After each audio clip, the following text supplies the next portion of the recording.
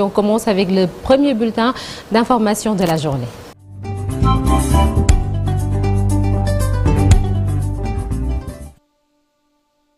Le journal avec Ibou Diouf, on parle des solutions à la cherté de la vie. Le président de la République, Bassirou Diomaye Faye, reçoit le secteur privé. Exactement, c'est pour trouver une solution à la cherté de la vie par une baisse des denrées de première nécessité. Le président Bassirou Diomaye Faye reçoit donc les acteurs du secteur privé, comme il l'avait annoncé lors de son discours à la nation. Le président de la République engage la lutte contre cette vie chère par la réduction des prix.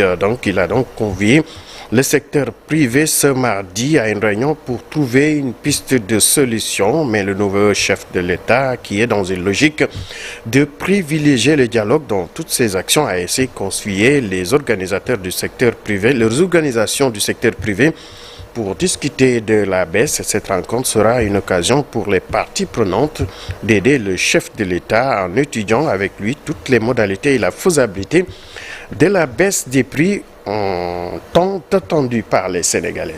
Et concernant les relations entre l'Union européenne et le Sénégal, le chef de l'État déclare: nous voulons bâtir un partenariat repensé, rénové et fécondé. Exactement, le président de la République a reçu donc hier au Palais le président de la Commission européenne. Après la rencontre, le président Bassirou Diomaye Faye est revenu sur l'audience et a accordé à son hôte. Nous avons discuté d'une coopération multiforme, a-t-il affirmé.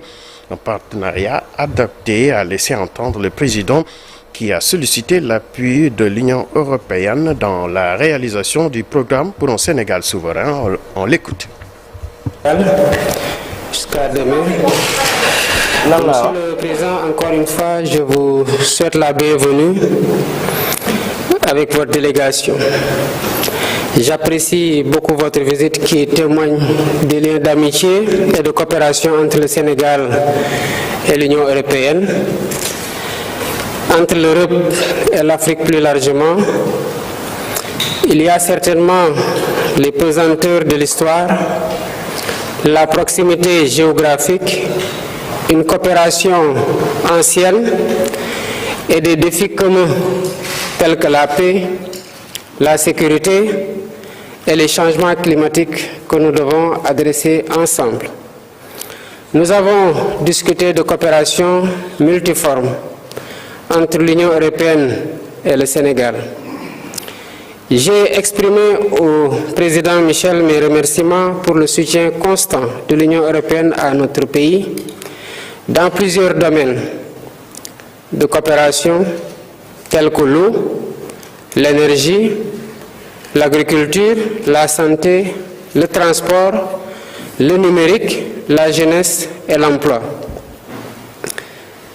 Il est vrai que la coopération est dense et multiforme, mais ensemble, nous voulons bâtir un partenariat repensé, rénové et fécondé par une vision partagée d'un ordre international plus juste et reflétant les réalités du monde actuel. Un partenariat adapté aux mutations et apte à soutenir la dynamique novatrice que nous voulons imprimer à nos relations. Et nous parlons à présent du calendrier académique. Le ministre de l'Enseignement supérieur, Dr Abdourahmane Diouf, exprime son insatisfaction. Exactement, pour le ministre de l'Enseignement supérieur, c'est inacceptable. C'est pourquoi le Dr Abdourahmane Diouf veut faire de la stabilité un calendrier académique l'une des priorités de son département cette année. Selon le ministre, il s'agit de l'un des points les plus préoccupants actuellement. Le ministre dit conscient du fait qu'il y a des préalables à cette stabilisation tels que les chantiers à terminer et le déficit d'enseignants. On l'écoute au micro de Mamadou Fall. La question de l'année scolaire est une question urgente et c'est une question d'intérêt national. Tout le monde sait que depuis une dizaine d'années, les années académiques se superposent. Et cette superposition d'années académiques connaît des conséquences sociales, financières et économiques désastreuses. On a même avancé le chiffre de 25 milliards qui pourraient être économisés si, dans le cadre d'un partenariat et d'une discussion fructueuse, nous parvenions à stabiliser le calendrier électoral. Nous avons décidé, en accord avec les différents partenaires, d'organiser dans les plus brefs délais des concertations du secteur pour voir comment arriver à avoir un calendrier académique stable. Mais nous savons tous aussi que cette stabilisation et les efforts qui doivent être fournis par les enseignants et les étudiants notamment, doivent être accompagnés par un certain nombre de mesures d'accompagnement. Nous allons travailler à ces mesures d'accompagnement. Donc très rapidement, nous reviendrons vers vous pour communiquer sur cette question. Mais sachez que la stabilisation de l'année académique est une priorité absolue pour nous.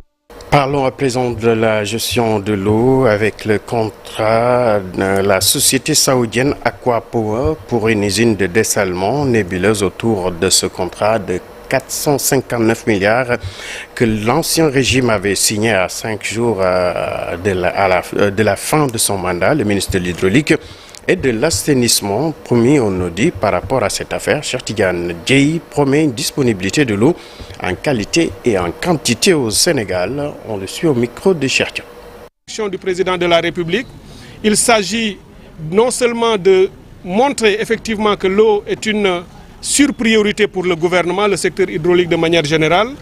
L'eau n'est pas seulement un droit humain fondamental conforme à l'objectif 6 des ODD, des objectifs de développement durable, mais nous voulons faire de l'eau la première ressource et le premier prérequis ou l'impératif de développement et de la relance des secteurs, notamment le secteur agricole et industriel.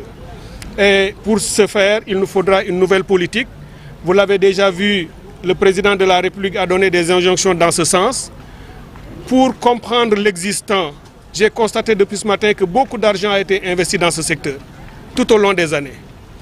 Évidemment, lorsqu'on dit ça, on doit dire aussi qu'il faut faire un diagnostic, qu'il faut évaluer, qu'il faut auditer pour savoir où cet argent est allé, à quoi ça a vraiment servi. Nous avons vu les équipements et les évolutions et les résultats accomplis, mais évidemment, il faut toujours voir est-ce qu'on ne peut pas faire mieux, comment faire pour faire mieux, comment améliorer davantage, et c'est à cela que nous allons tendre.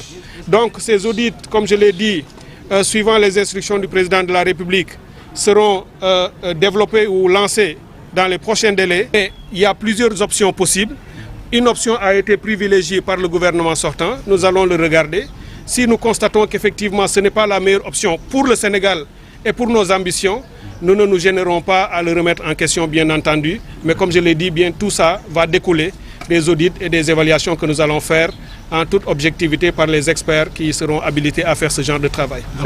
Toujours dans l'actualité, justice jugé pour séjour irrégulier au Sénégal. Le blogueur guinéen Djibril Agdi Silla sera édifié sur son sort aujourd'hui. Exactement, Sokhna Nata, ce blogueur risque l'expulsion vers son pays d'origine, la Guinée, placé en détention provisoire pour séjour irrégulier. Le blogueur guinéen Djibril Agdi Silla risque donc d'être envoyé dans son pays. Selon les organisations, les jeunes activistes étaient convoqués par la justice sénégalaise suite à une plainte pour diffamation et injure publique émanant de l'homme d'affaires KPC. Lors de l'audience de jeudi dernier, le procureur s'était aperçu que le blogueur Silla était entré au Sénégal le 9 février 2021 sans titre de séjour. Parlons à présent de sport avec l'athlétisme, un meeting international dans chaque région, notamment dans les villes de Kolda, Louga et Dakar. Le 25 mai prochain, c'est la méthode choisie par les autorités en charge de cette discipline pour vulgariser et redynamiser la pratique de l'athlétisme au Sénégal. Annonce faite par le vice-président de la Fédération sénégalaise de football, d'athlétisme, donc au micro de Cheikh Sadibou Diarra. Noter, c'est vraiment la participation massive de plusieurs nationalités, notamment 14 nationalités, donc qui ont répondu présentes aujourd'hui, donc pour rehausser la manifestation.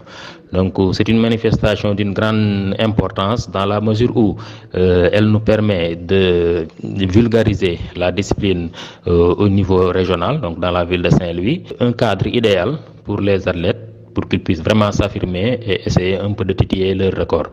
Donc aujourd'hui, on a assisté à de très belles courses, notamment le 400 mètres. C'est l'occasion aussi de lancer un appel aux autorités locales et à toutes les entreprises qui se trouvent au niveau de Saint-Louis pour qu'ils répondent davantage à l'appel de la Ligue de Saint-Louis. Sur le plan économique, il y a un impact direct, sur le plan aussi touristique. Cette manifestation rentre dans le cadre d'un programme d'organisation de meetings sur le plan national. On va essayer vraiment d'implémenter donc cette manifestation dans différentes régions du Sénégal, donc histoire de mettre un modèle de compétition sur le territoire national et booster ainsi la pratique de l'athlétisme sénégalais sur le territoire national. El Hadj Bara Thiam donc qui se prononçait sur le nouveau programme de la Fédération sénégalaise d'athlétisme. Sokhna Nata, c'était tout pour cette première tasse actu. Merci beaucoup Ibou. La deuxième tasse actu, ce sera tout à l'heure en wolof et sous forme de brève. Vous vous souvenez certainement de bébé Modou, l'enfant qui était atteint d'une maladie respiratoire et dont l'histoire avait ému tout le pays. Un fort élan de solidarité avait permis au petit garçon de rassembler la somme nécessaire pour son évacuation en France et sa prise en charge